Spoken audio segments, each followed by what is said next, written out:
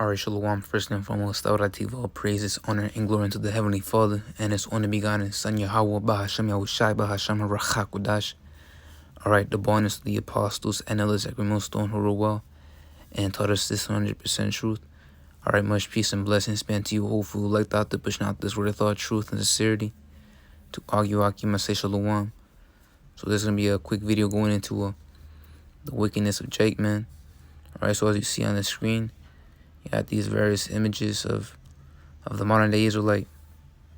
You know, you got these freaking, whack crackheads, if you will, man. That's what they are. Nothing but crackheads.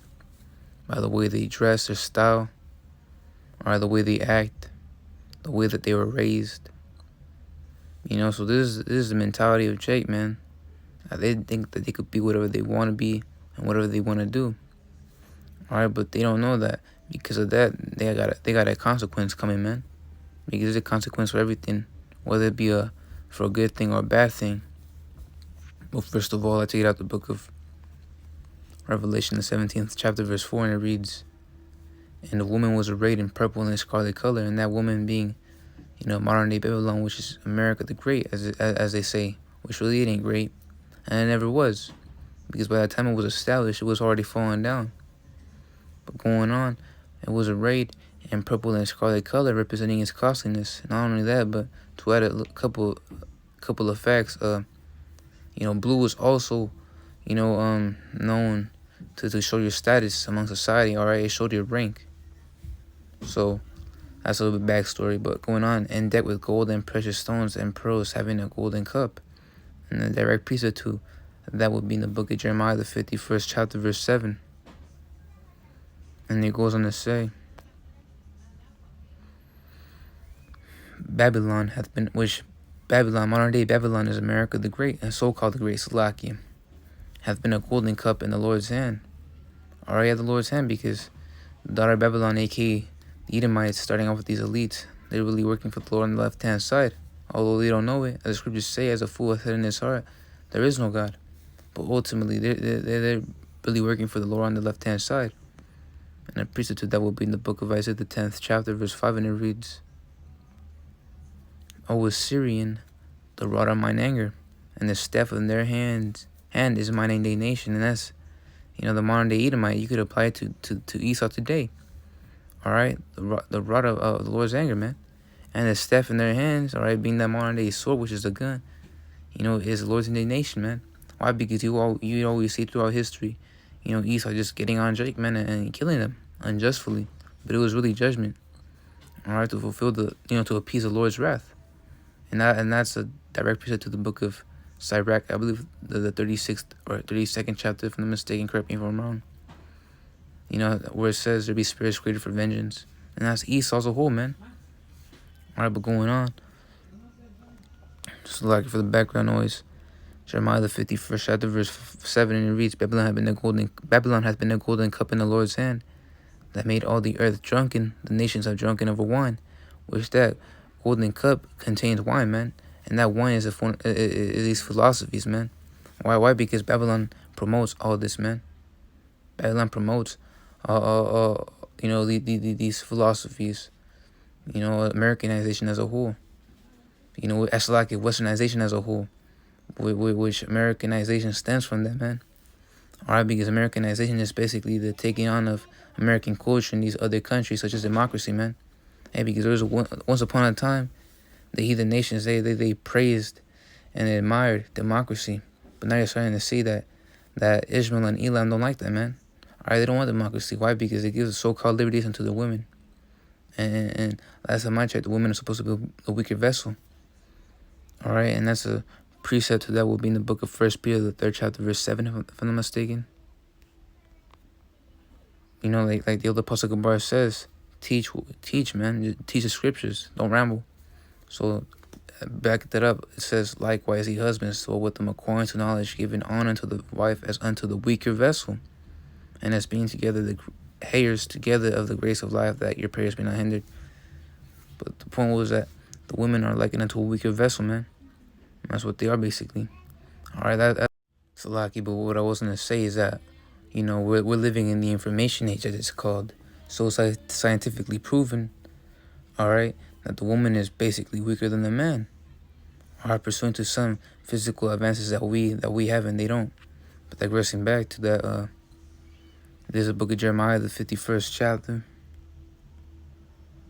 verse 7, and it reads,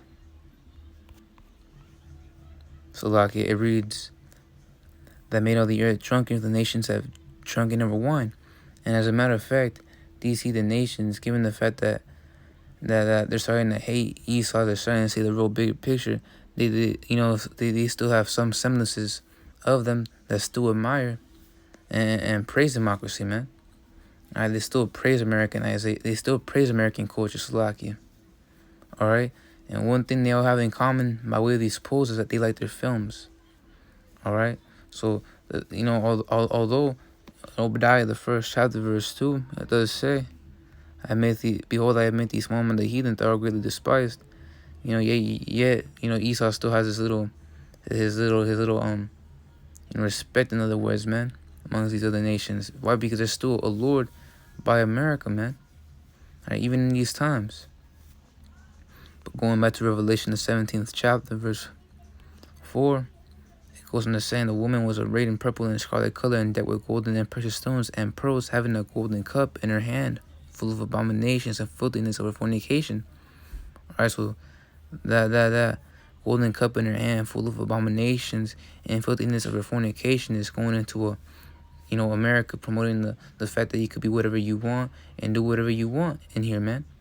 Because America is the only country in the whole entire globe that lets you become whatever you want. All right, they pride themselves in Epicurean teachings. All right, because Epicureanism is basically the teachings of the ancient Greek philosopher Epicurus, or Epicurus. I'm not sure how you pronounce that name, but Epicureanism, the idea, if I can get it out, is basically that pleasure was a chief good in life. All right, that the whole purpose of living was to enjoy. Salakia. What I wanted to say was that the whole purpose of living, if you're the elect, the whole purpose of living is to experience, experience the bad, experience the left-hand side, only receive the good, man. Because the Lord deals with just balance here. So we're only going to get the kingdom and everything we desire and perfection and all this, and then the third, all right, after we experience all the hell, man, all the hell placed upon our people, man. As a matter of fact, the state that our people are in right now is a curse. We have to go through that only to experience the good. All right, if you can receive it, because what is a key word that the Bible always makes known? The scriptures always make known. Endure. All right, the scriptures say endure. Harness is a good soldier, and that was in the book of 2 Timothy, the 2nd chapter, verse 3. All right, and it reads, "Thou therefore endure hardness, as a good soldier of Yahushua Mashiach. All right, no man that warreth entangleth himself with the affairs of this life, that he may please him who hath chosen him to be a soldier." And we're pleasing the Lord, man. All right, that's the whole point, man. To do His will. As the scriptures say, the whole duty of man is to fear Yahweh and keep His commandments. All right, but now I want to get into the book of Deuteronomy, the 20th chapter, going into the state of our people, man. All right, because they're astonished with madness. They're the complete fools, man. So the Lord, Deuteronomy the 20th chapter, verse 28, it reads, "The Lord shall smite thee with madness and blindness and astonishment of heart." Which that word madness in the blue letter, I can get it out. So that word madness in the Hebrew is shagaiwan, if I'm not mistaken. It means craziness. All right, insanity, in other words. All right, because it stems from the root word of shagai, which means, all right, to rave through insanity. And also, if you go into the book of Deuteronomy, the Jeremiah, the 51st chapter, verse 7. Jeremiah, the 51st chapter, verse 7. It says, "Babylon hath been a golden cup, the Lord's hand, that made all the earth drunk, and the nations have drunken of her wine. Therefore the nations are mad, and they are mad, man. So like I didn't break this down, but therefore the nations are mad. Yeah, because right now they're inebriated. All right, right now they're under they're under the effects of all these philosophies, and the only reason why they're taking them is because the commodity of being enriched by way of the trade deals that these other nations do with America, man. All right, by way of these tariff trades throughout the world. Right now you got sanctions right now, but before, they would just take with that juice. Why? Because they all they cared about was sustaining the precious economy. So therefore the nations are mad. So right now they're under the effects, but also this is going into when they wake up, wake up out of that trance, and they get that massive hangover. Are they gonna get pissed off? And pissed off in anger at Esau, man. Are they gonna get pissed off at this damn devil? All right, I'm gonna get a piece to that after that, but the point was the word mad means law, and it means to act madly, act like a madman. All right, you look into these films and you always see that crazy scientist that always say you're a madman and whatnot, meaning you're insane. All right, you're crazy. So that was the point, by way of these philosophies, are people that have been taken in the snare. Now they're astonished with all this madness, man. Right now they're astonished with all this madness. They're all crazy, man. All right, that's why Eve out here, primarily Eve first and foremost, and she's put on a pedestal, and this all goes back to Eve and the serpent. She be showing her she be showing her body, man. All right, putting on these tattoos, dyeing her hair, getting these plastic surgeries and whatnot. For the men out here, they literally taking away their body parts, man.